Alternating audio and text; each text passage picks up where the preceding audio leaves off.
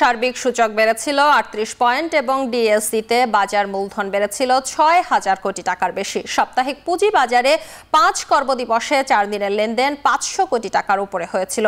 চলতি সপ্তাহের শুরুর দিনে সূচক কম থাকলেও বেলা গড়ার পর বাড়তে শুরু করে আবার দরপতনে নেমেছে। এ নিয়ে দেখে নিতে চাই হালনাগাদ তথ্য। আমরা দেখতে পাচ্ছি ঢাকা স্টক এক্সচেঞ্জে আজকে প্রধান সূচক যেটি রয়েছে অর্থাৎ ডিএসইএক্স এর পয়েন্ট কমে দাঁড়িয়েছে ৫,৩৪৯। একই সঙ্গে দেখতে পাচ্ছি সরিয়া ভিত্তিক যে সূচকটি রয়েছে অর্থাৎ ডিএসইএস যেটি রয়েছে সেটি কমে দাঁড়িয়েছে ১,১৮৮ পয়েন্টে এবং ডিএস30 ইন্ডেক্স যেটি রয়েছে সেটি কমে দাঁড়িয়েছে ১,৯৮১ পয়েন্টে।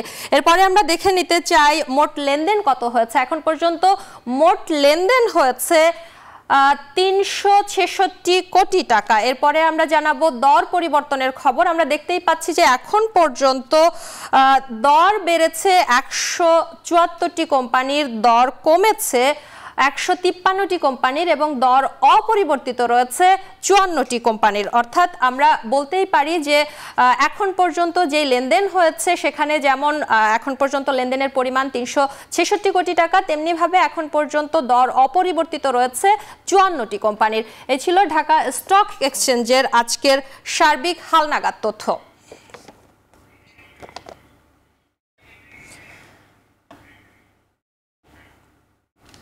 বর্ণিতে এ পর্যায়ে নিয়ে নিচ্ছি আরও একটি বিরতি, ফিরছি একটু পর।